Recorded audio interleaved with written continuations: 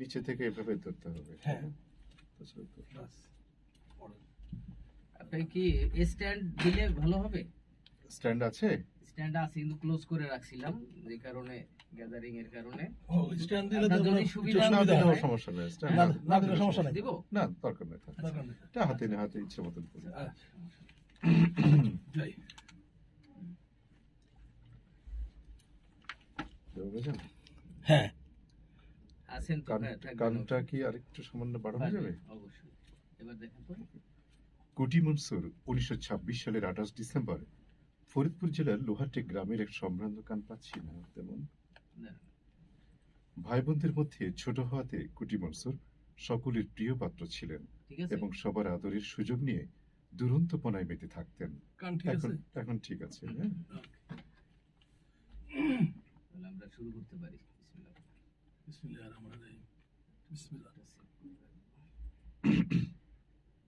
বুঝলো?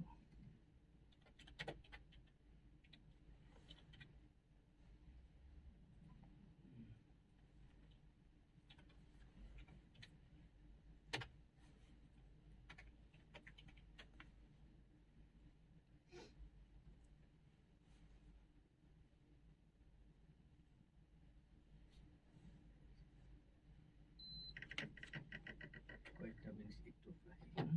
শিওর। কানে আমরা পেয়ে যাই ওটা হালকা। হুম। চলো, ঠিক আছে, ওকে। যাবো। ইয়েস। হুম? জি। কুটি মনসুর বাংলাদেশের সঙ্গীত পিপাসু মানুষের ঘরে ঘরে পরিচিত একটি নাম।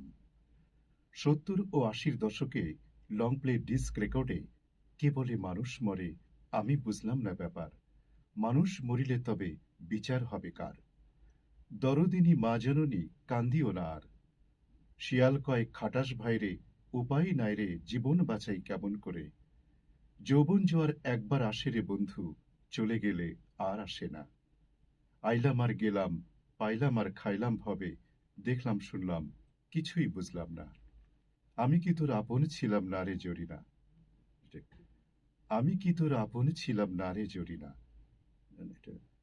আমি কি তোর আপন ছিলাম না রে জরিনা প্রভৃতি গান। আচ্ছা, এটা আমি কি তোর আপন ছিলাম না রে জরিনা, এটা হচ্ছে আমি কি তোর আপন ছিলাম না না রে জরিনা, গানের টোনটা ছিল এটা না, না রে জরিনা। আচ্ছা, রে জরিনা। আচ্ছা, যাই হোক, কথার মতন করে। জি। ভাইজান একটু আমি জাস্ট একটু শুনবো, শুনবেন না? এরপরে হ্যাঁ, আবার ওকে, প্রথম ওকে। থেকে দিব। ওকে। মানে আমি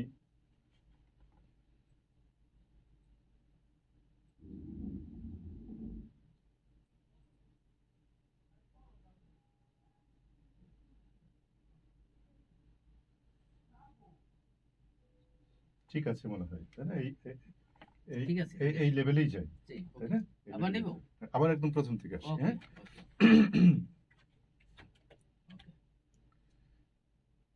কুটি মনসুর কুটি মনসুর বাংলাদেশের সঙ্গীত পিপাসু মানুষের ঘরে ঘরে পরিচিত একটি নাম। 70 ও 80-র দশকে লং প্লে ডিস্ক রেকর্ডে কে বলে মানুষ মরে আমি বুঝলাম না ব্যাপার, মানুষ মরিলে তবে বিচার হবে কার, দরদিনী মা জননী কান্দিও না আর, শিয়াল কয় খাটাস ভাইরে উপায় নাই রে জীবন বাঁচাই কেমন করে, যৌবন জোয়ার একবার আসে রে বন্ধু চলে গেলে আর আসে না, আইলাম আর গেলাম পাইলাম আর খাইলাম ভবে দেখলাম শুনলাম কিছুই বুঝলাম না, আমি কি তোর আপন ছিলাম না রে জরিনা প্রভৃতি গান এতটাই জনপ্রিয় হয়েছিল যে মাইকওয়ালার কাছে এসব গানের রেকর্ড না থাকলে মাইক ভাড়া হতো না বলে শোনা যায়।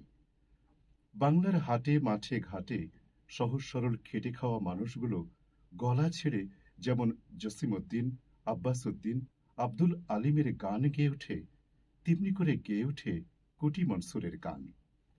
আচ্ছা, এখানে মানুষগুলো বলে দিয়েছি, মানুষ গলা ছেড়ে মানুষ দিয়ে একটা রাখি আর কি, যেটা আছে লেখা। হ্যাঁ, ওকে। বাংলার হাটে মাঠে ঘাটে সহজ সরল খেটে খাওয়া মানুষ গলা ছেড়ে যেমন জসিমউদ্দিন, আব্বাস উদ্দিন, আব্দুল আলিমের গান গেয়ে ওঠে, তেমনি করে গেয়ে ওঠে কুটি মনসুরের গান। কুটি মনসুর বাংলাদেশ বেতার এবং টেলিভিশনের জন্মলগ্ন থেকে কণ্ঠশিল্পী, গীতিকার, সুরকার ও সঙ্গীত পরিচালক হিসেবে নিষ্ঠার সাথে কাজ করেছেন। তিনি পল্লীগীতি, আধুনিক ও দেশাত্মবোধক সহ এ যাবৎ প্রায় ৫০টি বিষয়ের উপরে অসংখ্য গান রচনা করেছেন। কুটি মনসুর ১৯২৬ সালের ২৮ ডিসেম্বর ফরিদপুর জেলার লোহারটেক গ্রামের এক সম্ভ্রান্ত মুসলিম পরিবারে জন্মগ্রহণ করেন। তার পিতার নাম মৌলভী আবেদ আলী খান এবং মাতার নাম আবিদুন্নেসা। মাত্র ১২ বছর বয়সে তিনি পিতৃহারা হন। ৩ ভাই এবং ১ বোনের মধ্যে তিনি ছিলেন সর্বকনিষ্ঠ। তার পিতা তার নাম রেখেছিলেন মোহাম্মদ মনসুর আলী খান। সন্তানদের মধ্যে সবার ছোট হওয়ার কারণে তার মা তাকে আদর করে কুটি বলে ডাকতেন। ১৯৫৪ সালে তৎকালীন জাতীয় বেতারে কণ্ঠশিল্পী হিসেবে তালিকাভুক্ত হওয়ার সময় ১৯৫৪ সালে তৎকালীন জাতীয় বেতারে কণ্ঠশিল্পী হিসেবে তালিকাভুক্ত হওয়ার সময় তার মায়ের আদর মাখা সেই ডাকনামটি জুড়ে দিয়ে তিনি হয়ে ওঠেন আজকের কুটি মনসুর। তিনি একাধারে একজন কণ্ঠশিল্পী, গীতিকার, সুরকার, সঙ্গীত পরিচালক এবং বাংলাদেশ বেতার ও টেলিভিশনের কণ্ঠশিল্পী অডিশন বোর্ডের সম্মানিত বিচারক মণ্ডলীর একজন সদস্য ছিলেন। ভাই বোনদের মধ্যে ছোট হওয়াতে কুটি মনসুর সকলের প্রিয় পাত্র ছিলেন এবং সবার আদরের সুযোগ নিয়ে দুরন্তপনায় মেতে থাকতেন। কিন্তু মাত্র ১২ বছর বয়সে প্রাণপ্রিয় পিতাকে হারানোর পরে সবাই তার পরিবর্তন দেখে অবাক হয়েছিলেন এই ভেবে যে এত ছোট একটি ছেলে মাঠে ঘাটে দৌড়ঝাঁপ বাদ দিয়ে কি করে কবি হয়ে উঠল এবং কি করে নিজেই গান রচনা ও সুর করে গাইতে শুরু করল। আর কেউ না বুঝলেও তার মা ঠিকই বুঝতে পেরেছিলেন যে অল্প বয়সী পিতাকে হারিয়ে তার ছেলের মধ্যে এই পরিবর্তন এসেছে। তখন তার মা তাকে আদর স্নেহ দিয়ে আষ্টে পৃষ্ঠে জড়িয়ে রেখেছিলেন। তাই কুটি মনসুর তার মাকে ছাড়া আর কিছুই বুঝতেন না এবং মাকে অন্য ভাইদের কাছে না রেখে ঢাকায় নিজের কাছে এনে রেখেছিলেন। তিনি সবসময় মনে করতেন মায়ের দোয়াতেই বাংলাদেশের সাংস্কৃতিক অঙ্গনে তিনি একজন প্রতিষ্ঠিত ব্যক্তি হতে পেরেছেন।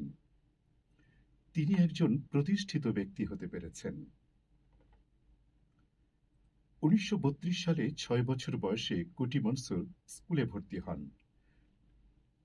১৯৩২ সালে ৬ বছর বয়সে কুটি মনসুর স্কুলে ভর্তি হন। শিশুকাল থেকেই তার প্রতিভার স্ফুরণ সবাই লক্ষ্য করেছিলেন। লেখাপড়ায় তিনি ছিলেন অত্যন্ত মেধাবী। পড়াশোনা কম করেও তিনি মেধা তালিকায় সবসময় স্থান পেতেন।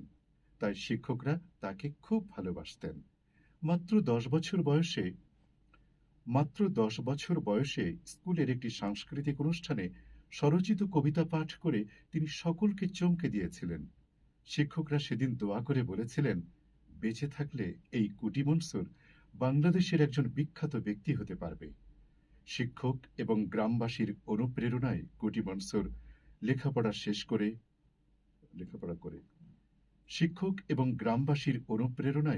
মনসুর লেখাপড়া করে জীবনে অনেক বড় হবার স্বপ্ন দেখেছিলেন।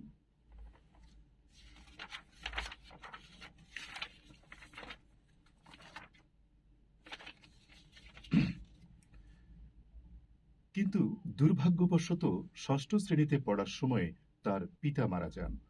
এরপর পড়াশোনায় আর মন বসেনি।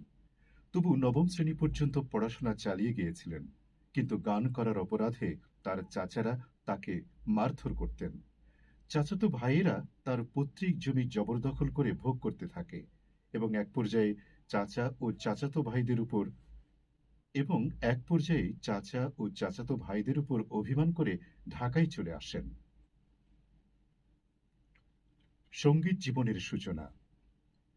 ১২ বছর বয়স থেকে কুটি মনসুর তার নিজ গ্রামের সঙ্গীত সাধক আনসার উদ্দিন ফকিরের কাছে গান শেখা শুরু করেন। ১৪ বছর বয়সে গান চর্চার জন্য তার আরেক ওস্তাদ শেরু মাঝি তাকে একটি দোতারা কিনে দিয়েছিলেন। কিন্তু বাড়িতে গান চর্চা নিষিদ্ধ থাকায় বাড়ির পাশের ধান খেতে, ছন খেতে দোতারাটি লুকিয়ে রাখতেন এবং প্রায়ই স্কুল ফাঁকি দিয়ে ওস্তাদজির কাছে গিয়ে গান শিখতেন। মাঝে মধ্যে বিভিন্ন মাঝে মধ্যে বিভিন্ন গানের অনুষ্ঠানে ওস্তাদজির সাথে সঙ্গত দিতেন। হ্যাঁ, সঙ্গত দিতেন, ঠিক আছে কথাটা না? সঙ্গত না? না সঙ্গ- না না, না, সঙ্গ সঙ্গ দিতেন কোনটা? মানে ইয়ে, ও। সঙ্গত, তালিম, ও আচ্ছা আচ্ছা আচ্ছা। সহযোগী, সঙ্গত আচ্ছা, না? সঙ্গত করতেন। শব্দটা ঠিক আছে। হুম, হুম। ওকে ভাইয়া, ওকে, আবার দিই লাইনটা। মাঝে মধ্যে বিভিন্ন গানের অনুষ্ঠান, মাঝে মধ্যে বিভিন্ন গানের অনুষ্ঠানে ওস্তাদজির সাথে সঙ্গত দিতেন। এই খবর তার চাচাদের কানে যাওয়ার পর তাকে বেদম প্রহার করা হয় এবং বলা হয়, তোকে গান ছাড়তে হবে অথবা এ বাড়ি ছাড়তে হবে। কিন্তু তার মা নিজের সন্তানের প্রতিভা দেখে বুঝতে পেরেছিলেন তার ছেলের আলাদা একটা গুণ রয়েছে। তার ছেলের আলাদা একটি গুণ রয়েছে, যা ছিল সৃষ্টিকর্তার অশেষ দান। সৃষ্টিকর্তা সকলকে এই গুণের অধিকারী করেন না। তাই তার মা তাকে সবসময় উৎসাহ দিতেন এবং ছেলের জন্য দোয়া করতেন।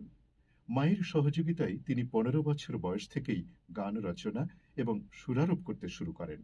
কিছুদিনের মধ্যেই নিজের লেখা গান বিভিন্ন মঞ্চে পরিবেশন করে আঞ্চলিকভাবে জনপ্রিয় হয়ে ওঠেন। কিন্তু গ্রামের রক্ষণশীল সমাজে সঙ্গীত চর্চা ব্যাহত হয় মা কিন্তু গ্রামের রক্ষণশীল সমাজে সঙ্গীত চর্চা ব্যাহত হয় মাকে সঙ্গে নিয়ে তিনি 1945 সালে ঢাকায় চলে আসেন। ঢাকায় আসার পর জীবিকা নির্বাহের জন্য কাজের সন্ধান করতে থাকেন। কিছুদিনের মধ্যেই নিজ গ্রামের এক স্বজনের মাধ্যমে আদমজি জুট মিলে একটি কাজ জুটে যায়। কাজের ফাঁকে ফাঁকে তিনি গান ও কবিতা রচনা চালিয়ে যেতে থাকেন।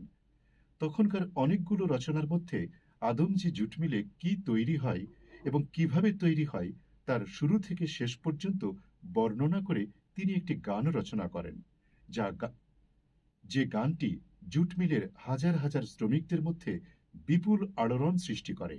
এরপর আদমজি জুট মিল আয়োজিত একটি সাংস্কৃতিক অনুষ্ঠানে তৎকালীন পূর্ব পাকিস্তান গভর্নরের উপস্থিতিতে গানটি পরিবেশন করে পুরস্কৃত হন। গানটি ছিল এরকম: দেখিলাম জুট মিলের ভিতরে কলের ঘরে, দেখিলাম জুট মিলের ভিতরে, শোনেন বলি ভাই সকলে, চাবি দিলে মেশিন চলে। আচ্ছা, এই গানটা আরেকবার দিই। দেখিলাম জুট মিলের ভিতরে কলের ঘরে, দেখিলাম জুট মিলের ভিতরে কলের ঘরে, দেখিলাম জুট মিলের ভিতরে, শোনেন বলি ভাই সকলে, চাবি দিলে মেশিন চলে।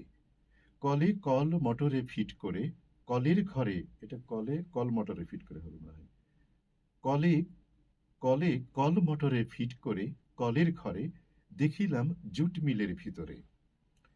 কলের ভিতর কল বসাইছে, আজব কলে মিল চালাইছে, পাওয়ার হাউসে পাওয়ার সাপ্লাই করে, এক কলেতে পাট দিতেছে, আরেক কলে পাস করতেছে, শাপনারে দেয় কাস্টিং মিক্সচার করে কলের ঘরে। গান তো কঠিন বলা, হ্যাঁ বলে যাই ভাবে। পানি কাস্টিং মিক্সচার করে টিচার নিয়া ফেইসা করে, ব্রেকারে নিয়া রোলা তৈয়ার করে, তারপরে যাই ফিনিশারে, 10টা ভেঙ্গে একটা করে, ফার্স্ট ডোরিং কলে দিল তারে কলের ঘরে। ফার্স্ট ডোরিং এ দিল নিয়া 8টা দিল পিছন দিয়া, সামনে দিয়া ডোঙ্গার ভিতর পড়ে,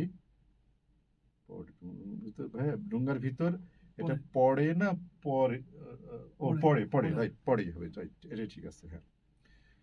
ফার্স্ট ডোরিং এ দিল নিয়া 8টা দিল পিছন দিয়া, সামনে দিয়া ডুঙ্গার ভিতর পড়ে, তারপরে ওই ডুঙ্গা নিয়া স্পিরিং এর পিছন দিয়া, সুতা হইয়া নালে পেঁচাই তারে কলের ঘরে।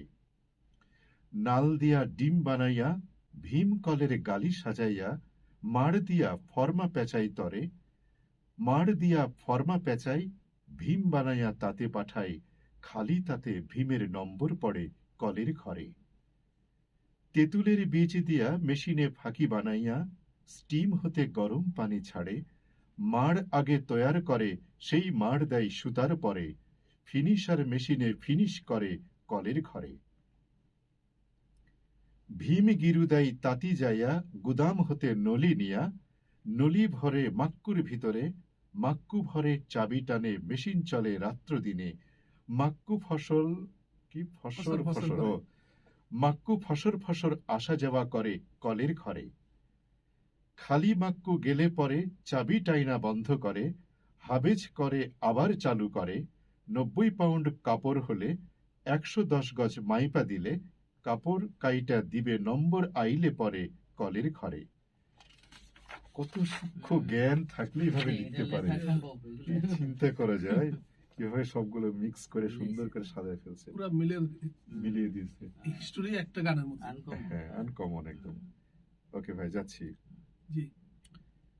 নম্বর ছাড়া কাটলে পরে যাচাই করে নম্বর সরি নম্বর ছাড়া কাটলে পরে যাচাই ঘরে নিয়া তরে, বড় সাহেব আইসা যাচাই করে, নিয়ম কানুন বড়ই কড়া, যাচাইতে কেউ পড়লে ধরা, লাইন সর্দারকে ডাইকা জিজ্ঞেস করে কলের ঘরে। তারপর বস্তার কোনা মেরে 25 খানা বান্ডেল করে, ওই কাজটা ভাই মেয়ে ছেলে করে, বাংলাদেশের জুট মিলে চাকরিও পাই মেয়ে ছেলে, বেকারত্ব দূর করিবার তরে কলের ঘরে। কুটি মনসুর ভেবে বলে কারখানায় উৎপাদন হলে, ভাইজান এটা উৎপাদন নাকি উৎপান লেখা আছে, না, উৎপাদন উৎপাদন হবে না? জি জি। ওকে। কোটি মনসুর ভেবে বলে কারখানায় উৎপাদন হলে অভাব দুঃখ চলে যাবে দূরে, বাংলাদেশি ভাই বোনেরা উৎপাদন বাড়াও তোমরা, এই মিনতি জানাই সবার তরে কলের ঘরে। রচনাকাল 8/3/1954 খ্রিস্টাব্দ। রচনাকাল 8/3/1954।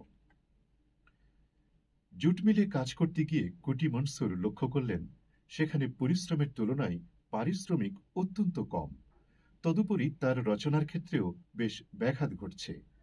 তাই তিনি সে চাকুরি ছেড়ে দিয়ে অন্য চাকুরির সন্ধান করতে থাকেন, পাশাপাশি একটি মুদি দোকানের ব্যবসা করতে থাকেন। কিন্তু চাকুরি খুঁজতে গিয়ে আর বিভিন্ন অনুষ্ঠানে গান গাইতে গিয়ে ব্যবসাতেও ঠিকমতো মনোনিবেশ করতে পারছিলেন না। তাই কুটি মনসুর স্থায়ী একটি চাকুরির জন্য চেষ্টা করতে থাকেন। একদিন তার ফুফাতো ভাই ডাক্তার জালাল সাহেবের সহযোগিতায় মৎস্য অধিদপ্তরের অধীনে একটি সরকারি চাকুরির সন্ধান পান, যার কাজই হচ্ছে একদিন তার ফুফাতো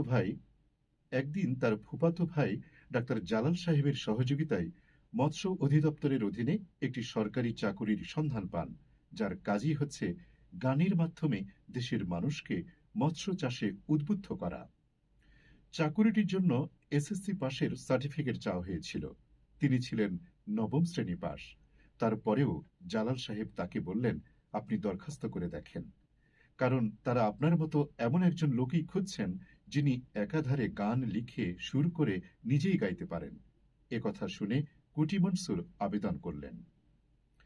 একটি পদে চাকুরির জন্য সেদিন এসএসসি থেকে শুরু করে এমএ পাশ পর্যন্ত 35 জন ব্যক্তি আবেদন করেছিলেন। দেখে কুটি মনসুর হতাশ হলেন, কিন্তু হাল ছাড়লেন না। নিজের প্রতিভার উপরে আস্থা রেখে শেষ পর্যন্ত লড়ে যাওয়ার জন্য মন স্থির করলেন এবং উপস্থিত বুদ্ধি ও প্রতিভা বলে তিনিই সেই চাকুরিটি অর্জন করেছিলেন। অনেকেই হয়তো ভাবতে পারেন যে এটা আবার কি করে সম্ভব হয়, তাই কুটি মনসুরের চাকুরি প্রাপ্তির সেই ইন্টারভিউয়ের ঘটনাটি এখানে সংক্ষেপে তুলে ধরা হলো। ইন্টারভিউয়ে অংশগ্রহণকারী সকল ক্যান্ডিডেটকে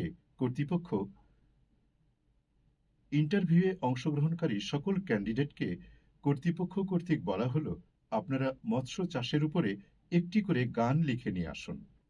সকলে গান লেখা শুরু করলেন, কিন্তু কুটি মনসুর বসে থাকলেন। যা লেখা আছে সবই পড়বেন। হ্যাঁ। এই যে কলমটা যেটা আছে না, সাবজেক্টগুলি হ্যাঁ। এটা উপরে দেন। আচ্ছা, সাবজেক্টগুলো প্রথম দিকে পড়িনি আর কি, দুই একটা পড়ছি মাত্র। আচ্ছা আচ্ছা, এদিকে বাকিগুলো পড়ে যায়। আচ্ছা। তাকে বসে থাকতে দেখে কর্তৃপক্ষের পক্ষ থেকে একজন জিজ্ঞেস করলেন, আপনি লিখছেন না কেন? তখন কুটি মনসুর বললেন, এখানে বসে সকলে গান লিখছে ঠিকই, কিন্তু সেটা তো আগের লেখা কোনো গানও হতে পারে। আপনারা বুঝবেন কি করে যে তারা এখানে বসেই গানটি রচনা করেছেন? একথা বলার পর তাকে ইন্টারভিউ বোর্ডের বিচারক মণ্ডলীর কাছে নিয়ে যাওয়া হলো। বিচারক মণ্ডলীর পক্ষ থেকে তাকে বলা হলো, এখন তাহলে কি করা যায় বলে আপনি মনে করেন? কুটি মনসুর বললেন, মৎস্য চাষের বিভিন্ন পদ্ধতি নিয়ে এক একজনকে আলাদা আলাদা বিষয়ে গান লিখতে বলা হলে আমার মনে হয় সঠিক ব্যক্তিকে খুঁজে বের করা সহজ হবে। তার পরামর্শ কর্তৃপক্ষ পছন্দ করলেন এবং আবার নতুন করে লিখতে বলা হলো। এবার সবাই মহা বিপদে পড়ে গেলেন, কেননা তাৎক্ষণিকভাবে গান লেখার যোগ্যতা সেখানে অনেকেরই ছিল না। মাছ ধরার যত ধরনের জাল ব্যবহার করা হয় সেই সব জালের নাম দিয়ে কোটি মনসুরকে এক মাছ ধরার যত ধরনের জাল ব্যবহার করা হয় সেই সব জালের নাম দিয়ে কুটি মনসুরকে একটি গান রচনা করতে বলা হলো। কুটি মনসুর অল্প সময়ের মধ্যেই সুর সহ একটি গান রচনা করে ফেললেন। কিন্তু কিন্তু ইন্টারভিউ দিলেন সবার শেষে, কারণ তিনি বসে বসে দেখছিলেন যে এত এত উচ্চশিক্ষিত লোকেরা কে কি করছেন। এসব দেখে তিনি বুঝলেন যে এখানে যারা ইন্টারভিউ দিতে এসেছেন তাদের মধ্যে কেউ শুধু গাইতে পারেন, লিখতে পারেন না, কেউ লিখতে পারেন, সুর করতে পারেন না, আবার কেউ বা লিখতে পারেন কিন্তু গাইতে পারে না। এগুলো দেখার পরে ইন্টারভিউ বোর্ডে হাজির হলেন কোটি মনসুর। কোটি মনসুর তার লেখা ও সুর করা গানটি দোতারা বাজিয়ে নিজেই গেয়ে শোনালেন। গানের কথা, সুর ও গায়কিতে উপস্থিত বিচারক মণ্ডলীর সকলে মুগ্ধ হয়ে গেলেন। তারা বললেন, এমন লোকই আমরা খুঁজছি। এভাবে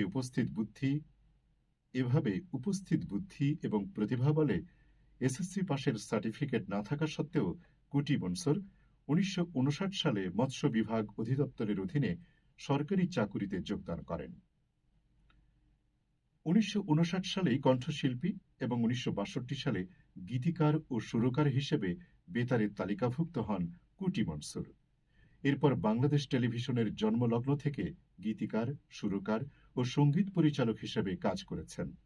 গীতিকার, সুরকার ও সঙ্গীত পরিচালক হিসেবে বিশেষ শ্রেণীতে অধিষ্ঠিত হবার পর বাংলাদেশ বেতার ও টেলিভিশনের কণ্ঠশিল্পী অডিশন বোর্ডের সম্মানিত বিচারক হিসেবে দীর্ঘদিন দায়িত্ব পালন করেন কুটি মনসুর।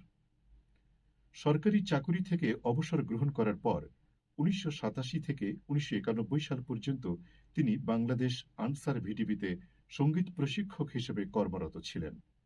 1992 থেকে 1995 সাল পর্যন্ত বাংলাদেশ জনসংখ্যা নিয়ন্ত্রণ পরিদপ্তরের অধীনে খণ্ডকালীন ভিত্তিতে সাধারণ মানুষকে উদ্বুদ্ধকরণের জন্য তার রচিত 300টি জনসংখ্যা নিয়ন্ত্রণের গান দিয়ে দেশের প্রত্যন্ত অঞ্চলের বাউল শিল্পীদের প্রশিক্ষণ দিয়েছেন। এ সকল গান বাংলাদেশ বেতারের জনসংখ্যা কার্যক্রমেও প্রচার হচ্ছে। এরপর বঙ্গবন্ধু ললিতকলা একাডেমিতে 1996 থেকে 2001 সাল পর্যন্ত অধ্যক্ষ হিসেবে তিনি দায়িত্ব পালন করেছেন। রচনার বিষয়বস্তু: তিনি পল্লীগীতি, আধুনিক, দেশাত্মবোধক, মুর্শিদি, মারফতি, আধ্যাত্মিক, দেহতত্ত্ব প্রভৃতি গান রচনার পাশাপাশি স্বনির্ভরতা আন্দোলন, গণশিক্ষা, বৃক্ষরোপণ কর্মসূচি, কৃষি উন্নয়ন, মৎস্য চাষ, ভোটের গান, মে দিবসের গান, ঈদ, রোজা, শবে বরাত, শবে কদর ও মহররমের গান সহ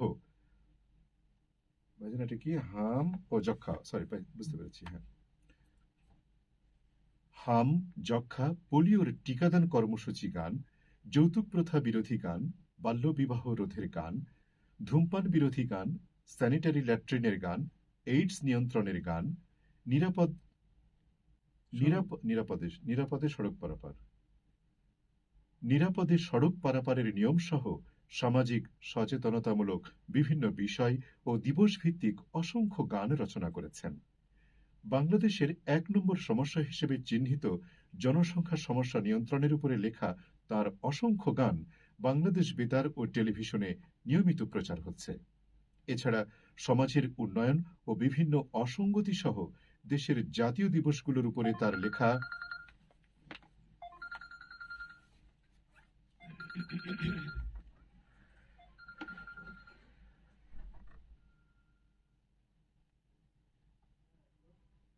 এছাড়া সমাজের উন্নয়ন ও বিভিন্ন অসঙ্গতি সহ দেশের জাতীয় দিবসগুলোর উপরে তাঁর লেখা অসংখ্য ছড়া ও কবিতা জাতীয় পত্রপত্রিকা এবং বিভিন্ন সাময়িকীতে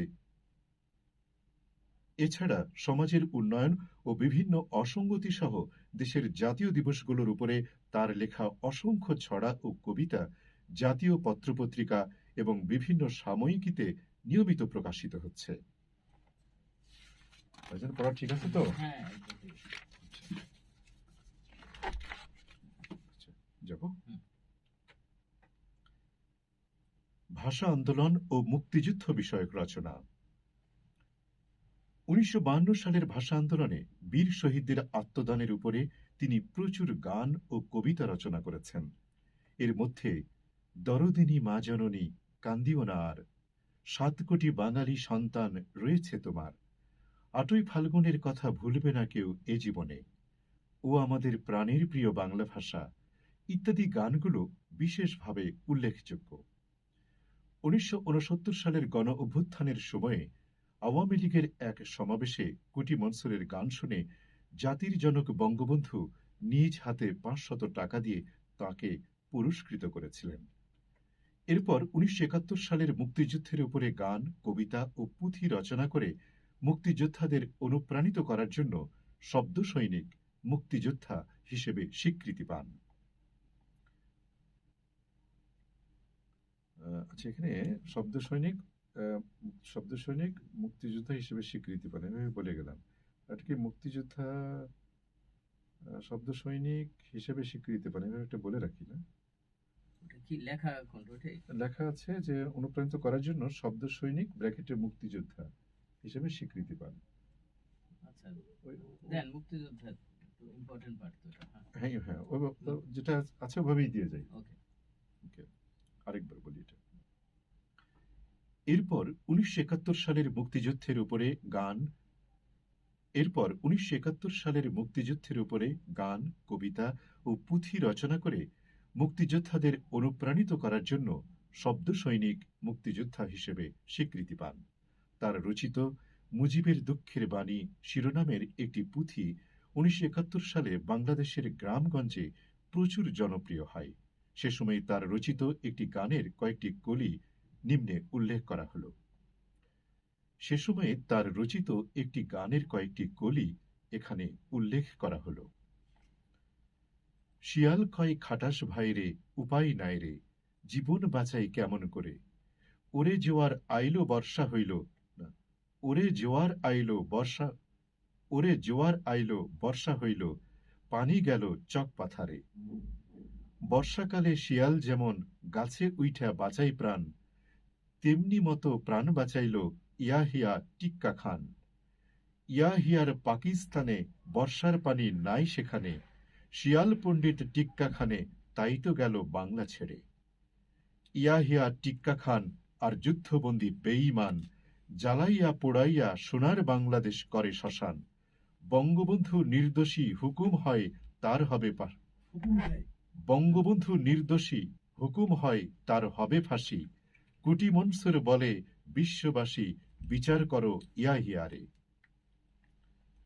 এই জায়গাটা একটু আবার নিয়ে আমরা বঙ্গ নড়াচড়া ছিল হালকা পাতলা। আচ্ছা আচ্ছা, একটু আগে থেকে আসবো না? হ্যাঁ, দরজা টরজা বঙ্গবন্ধুর ওই যে। বঙ্গবন্ধুর ওখানে, আচ্ছা ওকে।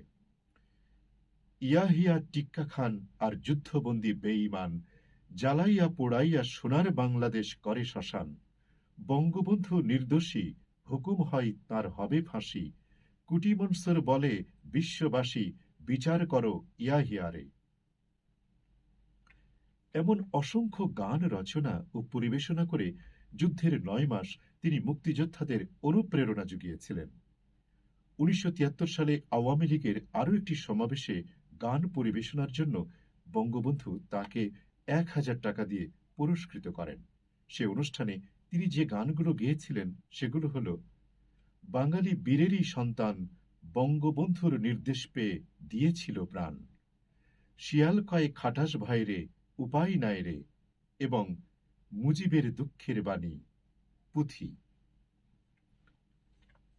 এটা মুজিবের দুঃখের বাণী পুঁথি, এভাবে বললাম, ঠিক আছে? ওইটা পুঁথি হ্যাঁ, আকারে ঠিক আছে। ছাপা আচ্ছা, হয়েছে। হ্যাঁ। তাহলে আমার মনে হয় এটা বললে ভালো হয় না? এবং পুঁথি মুজিবের দুঃখের বাণী, হ্যাঁ, তো দেন। এটা দিয়ে রাখি, পরে আপনি দেখেন। হ্যাঁ, এবং পুঁথি মুজিবের দুঃখের বাণী। রচনার সংখ্যা ও রেকর্ড।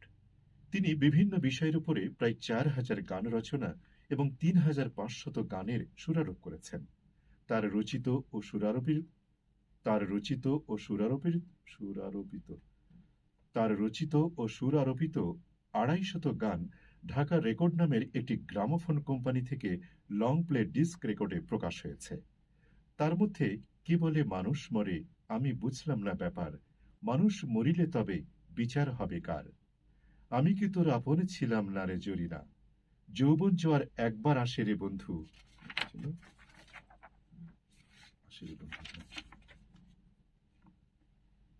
যৌবন জোয়ার একবার আসে রে বন্ধু, চলে গেলে আর আসে না, আইলাম আর গেলাম, পাইলাম আর খাইলাম ভবে, দেখলাম শুনলাম কিছুই বুঝলাম না, ইত্যাদি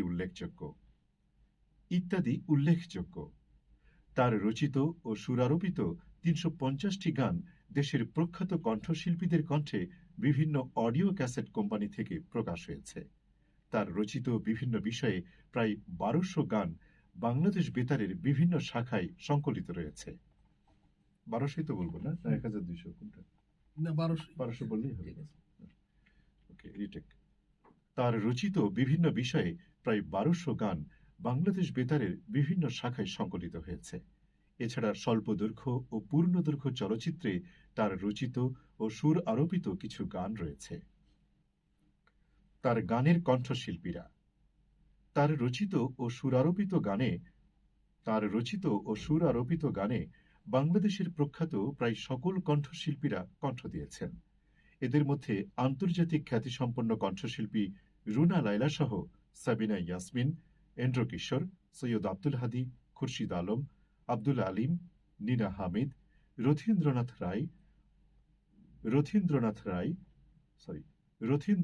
রায়, আব্দুর রউফ, মোস্তফা জামান আব্বাসী, আঞ্জুমান আরা বেগম, শাম্মী আক্তার, ফকির আলমগীর, ফিরোজ শাহ, মমতাজ, কিরণ চন্দ্র রায়, চন্দনা মজুমদার, ইন্দ্রমোহন রাজবংশী, দীপ্তি রাজবংশী, বিপুল ভট্টাচার্য, মিনা বড়ুয়া, নাদিরা বেগম, আকরামুল ইসলাম, সৈয়দ গোলাম আম্বিয়া, মুজিব পরদেশী, জানি আলম, জহির আলিম, আসগর আলিম, আবু বকর সিদ্দিক, নুরুন্নাহার আওয়াল, তপন চৌধুরী, শুভ্রদেব প্রমুখ নাম উল্লেখযোগ্য। যতগুলো নাম পড়লাম, প্রত্যেকটা শিল্পীর সাথে স্টেজে আমার প্রোগ্রাম করার সৌভাগ্য হয়েছে। আমি উপস্থাপনা করেছি, ওনারা এর সৌভাগ্য হয়েছে। কোটি মনসুর রচিত জনপ্রিয় কিছু গানের কলি। মুজিব মরে নাই শোনো বাঙালি শোনো, কি মুজিব মরে নাই শোনো বাঙালি বোন ভাই, মুজিব মরে নাই, এটা না? কোটি মনসুর রচিত জনপ্রিয় কিছু গানের কলি। মুজিব মরে নাই শোনো বাঙালি বোন ভাই, মুজিব মরে নাই। যদি এমন একটি খবর পেতাম লাল দিঘির পাড়ে চট্টগ্রাম, বঙ্গবন্ধু করছেন সভা, ছুটে যেতাম। ওদের দয়া মায়া ছিল না, বঙ্গবন্ধুকে বাঁচতে দিল না। ওদের দয়া মায়া ছিল না, বঙ্গবন্ধুকে বাঁচতে দিল না। সোনার মানুষ জন্মেছিল এই সোনার বাংলাদেশে। দরদিনী মা জননী কান্দিও না আর, 7 কোটি বাঙালি সন্তান রয়েছে তোমার। শিয়াল কয় খাটাস ভাইরে উপায় নাই রে, জীবন বাঁচাই কেমন করে। আইলাম আর গেলাম, পাইলাম আর খাইলাম ভবে, দেখলাম শুনলাম কিছুই বুঝলাম না। কে বলে মানুষ মরে আমি বুঝলাম না ব্যাপার, মানুষ মরিলে তবে বিচার হবে কার। কে বলে মানুষ মরে আমি বুঝলাম না ব্যাপার, মানুষ মরিলে তবে বিচার হবে কার, আমি কি তোর আপনে ছিলাম না। এখানে জোরে না লাগাননি, তাই না? বলে দেব? হ্যাঁ। আমি কি তোর আপনে ছিলাম না রে জরিনা, হিংসা আর নিন্দা ছাড়ো, মনটা করো পরিষ্কার, মনে ময়লা থাকে যদি সাধন সিদ্ধি হয় না তার। ময়না পাখি গেল রে খাঁচার বাঁধন কাটিয়া, বিধিরে মানুষের ভিতর কেন বানাইলা অন্তর, বিধিরে মানুষের ভিতর কেন বানাইলা অন্তর। ও দয়াল মুর্শিদ রে আমি কি দিয়া ভুল। এখন তো স্টুডিও ওয়ার্ক মনে কমাই দিছে নাকি? না করছে তো এখন এখন ওই যে কাজই ইসলামিক- কম, একটু কাজই কম। হ্যাঁ ইসলামিক চ্যানেলটাতে ওটা বেশি করে। দাড়ি রাইখা ওটাতে বেশি করে আর না কি। ওটা ভালোই কিন্তু রেসপন্স আসছে। হ্যাঁ হ্যাঁ, প্রচুর প্রচুর আর ভালো করে তো। হুম। কত ভালো। ওকে ভাইজান, যাই তাহলে, জি, যাবো। ইয়েস। জনসংখ্যা নিয়ন্ত্রণের জনপ্রিয় কিছু গানের কলি। জনসংখ্যা নিয়ন্ত্রণের না চোখে, জনসংখ্যা নিয়ন্ত্রণের জনপ্রিয় কিছু গানের কলি। জনসংখ্যা বাংলাদেশের প্রধান সমস্যা। জনসংখ্যা বাংলাদেশের প্রধান সমস্যা। পরিকল্পিত পরিবার ছাড়া বাঁচার নাই যে ভরসা। মানুষ বাড়ে বছর বছর, জমি তো আর বাড়ে না। সুখের আশায় ঘর বাঁধিলাম, সুখ হইল না। অল্প বয়সে বিয়ে করা মোটেই ভালো নয়। ছেলে মেয়ে জন্ম নিলে রাখিবেন স্মরণ, 5 মাস বয়সে শিশুর খাদ্যের প্রয়োজন। ছেলের মতো একটি ছেলে, মেয়ের মতো একটি মেয়ে হয় যদি সংসারে, তার কারণে 14 পুরুষ সুখী হইতে পারে। প্রকাশিত বই।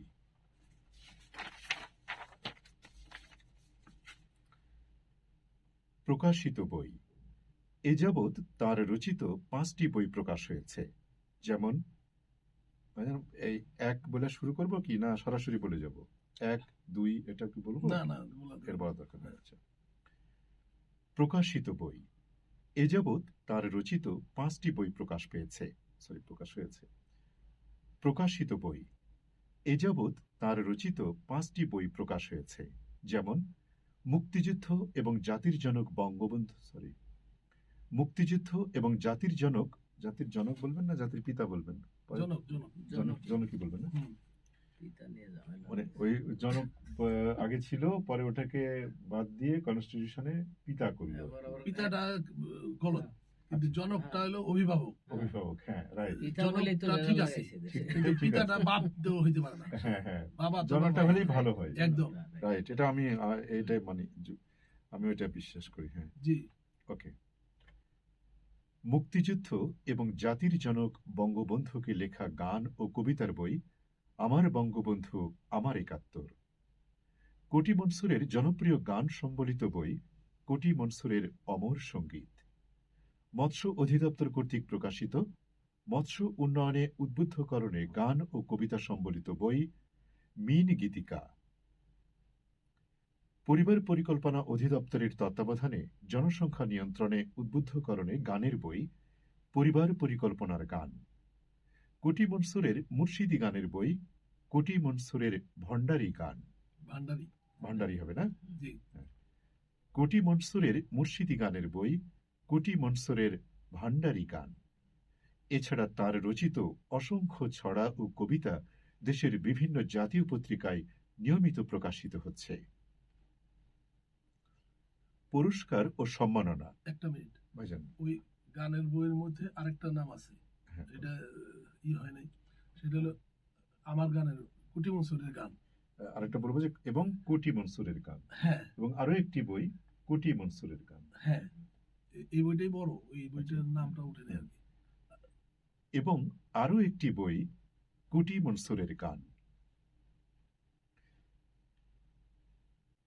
পুরস্কার ও সম্মাননা।